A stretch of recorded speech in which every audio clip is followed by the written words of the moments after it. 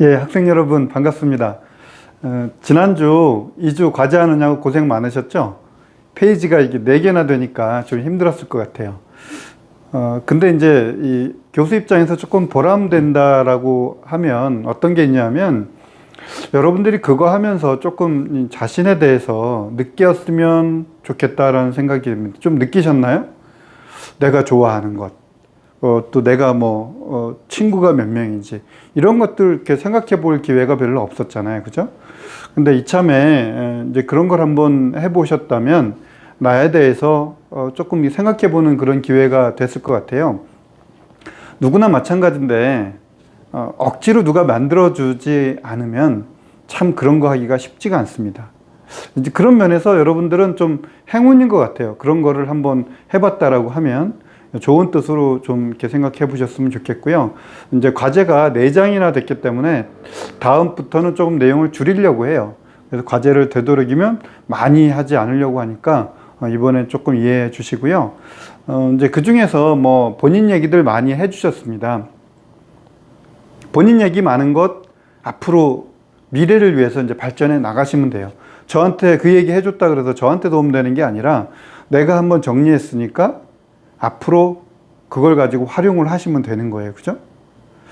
이제 제가 이렇게 여러분 내용을 보니까 여러 가지 얘기가 있습니다. 어떤 친구들은 사랑이 제일 최고다. 아니면 그 위험을 회피하는 게 최고다. 아니면 나의 가치가 중요하다. 여러 가지 얘기들이 있었는데 그 중에 보면 이제 행복이라고 얘기하는 친구들도 있었어요. 저도 예전부터 행복이라는 그 유치원 시인의 시도 참 보고 책도 사보고 또 그 책을 이렇게 패러디해서 그 시를 패러디해서 여러 가지 활용도 했듯이 행복이라는 단어 참 좋아합니다.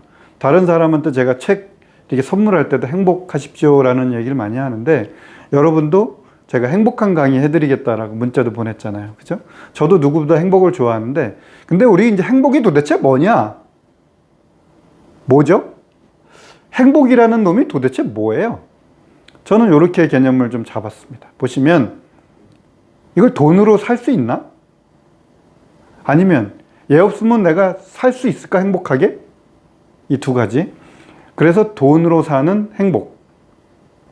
돈으로 지불하고 사든 아니면 돈이 있음으로써 내가 행복하든 이렇게 이제 두 가지로 구분을 좀 할 수 있는데 완두콩 최왕기 선생의 돈으로 사는 행복입니다. 제가 외부에 강의하고 그럴 땐 완두콩이라는 제 강의명을 쓰는데 저는 완자가 들어가고 어릴 때 콩알만 해서 완두콩이에요. 제가 여러분들처럼 과제를 했다 그러면 이제 완두콩이라고 별명을 넣었을 겁니다. 하나씩 좀 보실게요. 이런 거 한번 보셨어요? 행복은 성적순이 아니잖아요. 무슨 순위죠? 여러분 가치를 보면 다른 순위 있을 거잖아요. 행복은 성적순이 아닌데 그럼 뭘까? OECD 그 주요국 행복지수 순위를 보면 이렇게 나옵니다. 호주가 제일 1등이고요. 제일 아래쪽에 보면 한국 27위. 물론 밑에 쭉 있겠죠. 우리가 선진국 그래도 12위인가? 이렇게 한다고 하는데 올림픽에서는 막 10위 안에도 들어가는데 행복이 27위에 있다는 거 참 자존심 구기는 일이잖아요. 옆에 한국 주요 항목별 점수를 한번 보세요. 안전지수가 되게 높습니다. 교육지수 되게 높아요. 이해되죠? 시민 참여도 높습니다. 이해되죠? 우리 신문고 이런 거 많습니다. 주거도 대충 높아요. 낮은 게 뭐냐 봤더니 소득하고 공동체가 낮다라고 판단한다는 거예요. 우리가 소득이 낮다라고 판단하고 있대요. 웃기죠? 여러분 부모님 소득이 낮습니까? 그건 이제 검토해 보시는 거예요. 자, 행복에 그럼 이제 필요한 요소가 뭔가라고 이렇게 검토를 했는데 여기 KBS 뉴스에 나왔던 것들인데 행복을 하기 위해서 필요한 게 뭐냐라고 이렇게 앙케이트를 했더니 이렇게 나왔습니다. 제일 먼저 돈 40%, 40.6%, 그 다음이 건강 28.44%, 그 다음에 화목한 가족, 그리고 배우자나 이성 친구, 그리고 친구, 이렇게 나왔습니다. 돈이 40%나 돼요. 10명 중에 4명이 돈이 행복의 가장 중요한 요소다라고 이렇게 얘기를 한다는 거거든요. 우리 친구들 중에 그러면 어떨까? 한번 물어보세요. 너는 행복을 하기 위해서 뭐가 제일 중요하지? 행복하기 위해서 4명 정도 돈이라는 거예요. 자, 그러면 돈과 행복과의 관계, 이렇게 한번 볼까요? 돈이 많으면 행복할까요? 아니면 돈으로 행복을 살 수 있을까요? 행복의 조건으로 돈의 힘은 뭐죠? 돈이 없다면 행복해질 수 있을까요? 아래쪽에 이렇게 이제 그래프가 쭉 나와 있는데, 돈이 점점 많아질수록 행복이 점점 늘어나죠. 그죠? 근데 뒤에 보면 지직 돼 있어요. 지직이란 얘기는 이제 생각해 보란 얘기인데 좀 다르다는 거죠. 점점 돈이 많을수록 행복이 올라가야 되는데, 그러면 이게 쫙 올라가야 되는데 어디까지 갈까? 소득과 삶의 만족도는 쭉 올라가다가 이렇게 덜 올라가는 상방 경직, 그죠? 점점 이제 떨어지진 않죠. 근데 이게 상승 곡선이 떨어지는 거예요. 이렇게 되는데, 행복과 소득의 상관관계를 보면 여기 포인트 꺾어지는 변곡 좀 보시나요? 한 450만 원 정도. 그래서 이게 이제 2010년에 한 거니까 지금 뭐 점점 바뀌어졌을까요? 2010년에 450이면 지금 환산 좀 해보면 되겠죠. 500에서 550만 원 이렇게 될 수도 있겠는데, 결국 어떤 시점이 있다는 거예요. 쭉 올라가다가 내 월급이 어느 정도 됐을 때 더 이상 안 올라간다. 지금 기준으로 화폐 환산했을 때 한 550만 원 정도 월급이 올라가면 그 이상은 월급이 더 올라간다고 그래서 행복이 더 올라가지는 않는다는 거예요. 여러분 아직 이해가 좀 안 될 겁니다. 그런가? 왜 그렇지? 한번 물어보세요. 또 주변에 부모님하고도 한번 상의를 해보세요. 아버지, 월급이 어느 정도 올라가면 그때부터는 더 행복이 좀 증가가 덜해요? 우리 교수님이 그러던데 아버지는 어떻게 생각하세요? 한번 물어보세요. 돈이라는 게 그렇게 움직이는데, 돈이 계속 벌기만 해도 되는 일은 아니잖아요. 그러니까 이런 구조가 좀 있어요. 이제 옆에 보시면 지금 여러분이 20살쯤 되는 저쪽에 스타트 시점에 있는데, 지금 제 나이는 이렇게 제일 꼭대기쯤에 있네요. 그죠?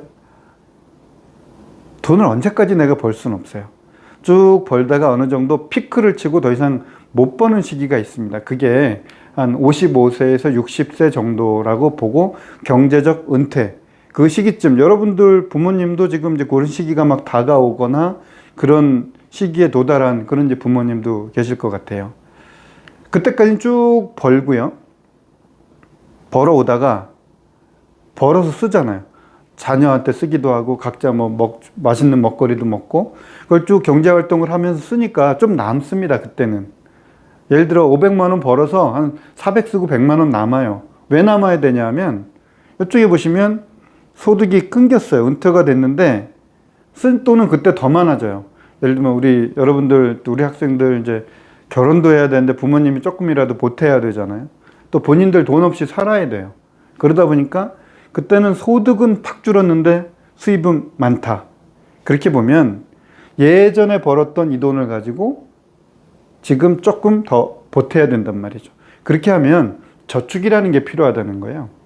그래서 저축이라는 거 많이 하고, 연금을 가입하든 이제 여러 가지 방법 열심히 하는데, 그 이유는 뭐냐면, 저쪽에 보면 의식주를 해결하기 위해서 결혼 자금으로 쓰고, 자녀 성장기에도 쓰고, 본인 노후 은퇴기에도 써야 되고, 또 위험을 위해서 보험도 가입해야 돼. 이런 것들이 쭉 일생에 누구나 있단 말이죠. 그렇게 보면 어느 정도 젊었을 때 벌어서 그 돈을 모아서 나중에 내가 돈 못 벌었을 시기에도 써야 되는 것들이 필요하다는 거죠. 그게 이제 돈 관리가 필요하다는 건데, 이런 한 5가지 정도 한번 보십시오. 돈 관리를 하려면 첫 번째로 목표 설정을 좀 해야 됩니다. 예를 들면 나는 뭘 하겠다. 예를 들면 나중에 난 사업을 하겠다. 뭐 이런 꿈이 있으면 돈 필요하죠. 아니면 나는 지금 20살인데 나 30살에 결혼하겠다. 10년 남았죠. 30살에 결혼하기 위해서는 뭔가의 돈에 대한 계획도 있어야 됩니다. 결혼하기에 들어가는 돈 뻔히 있잖아요.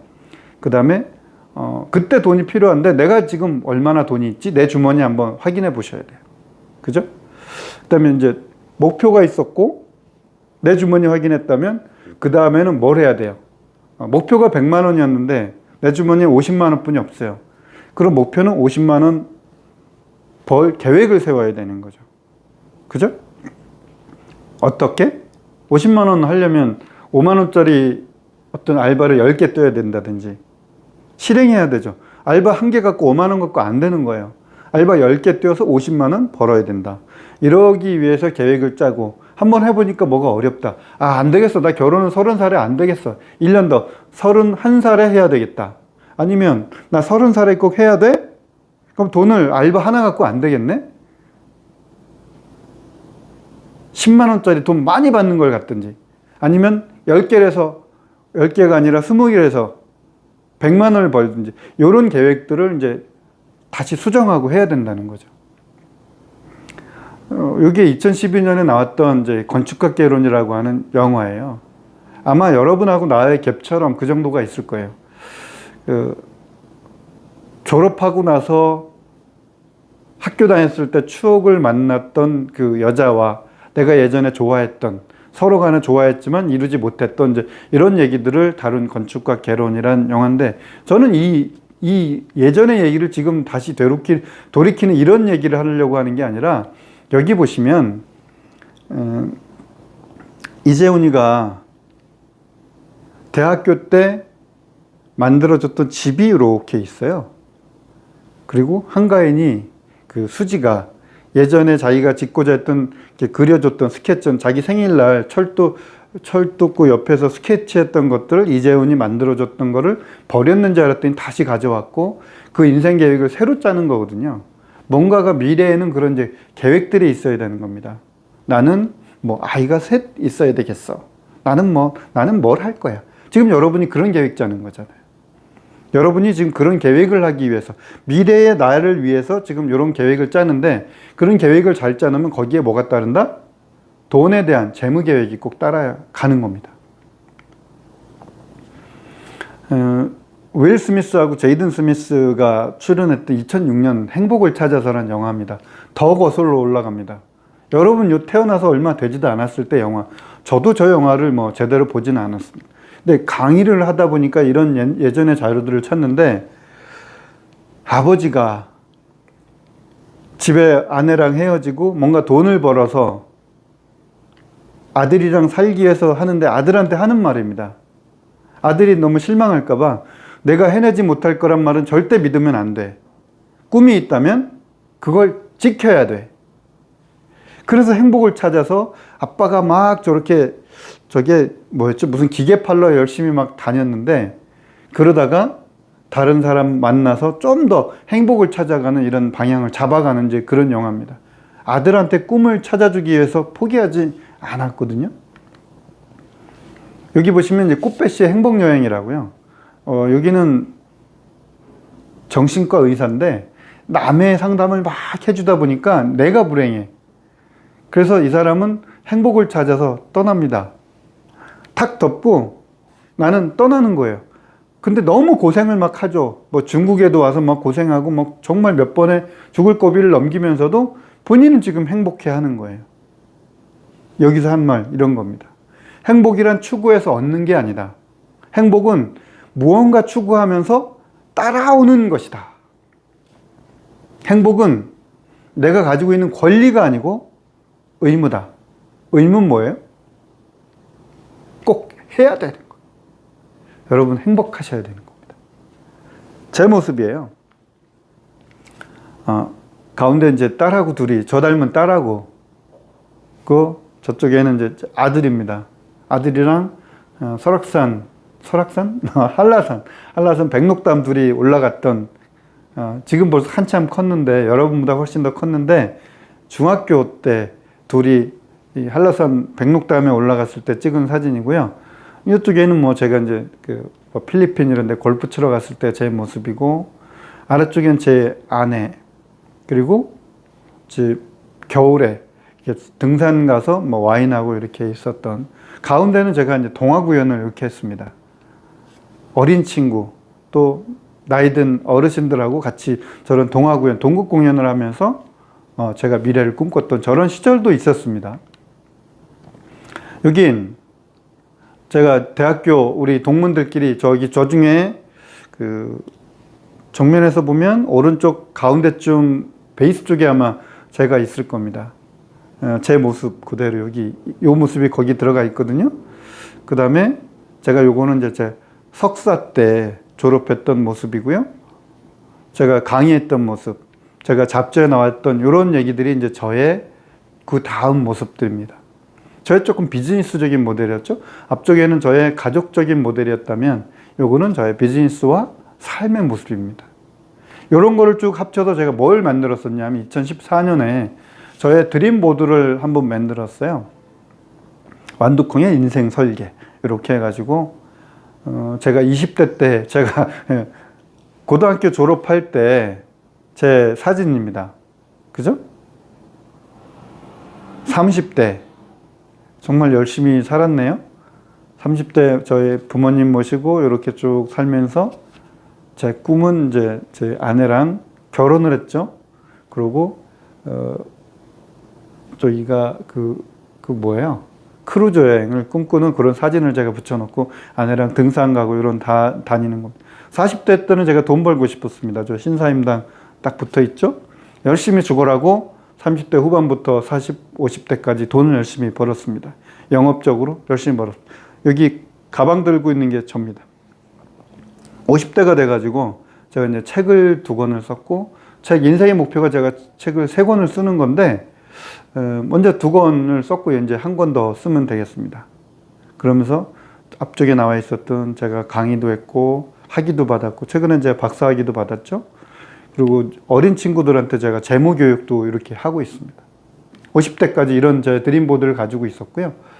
그 다음 목표가 뭐냐?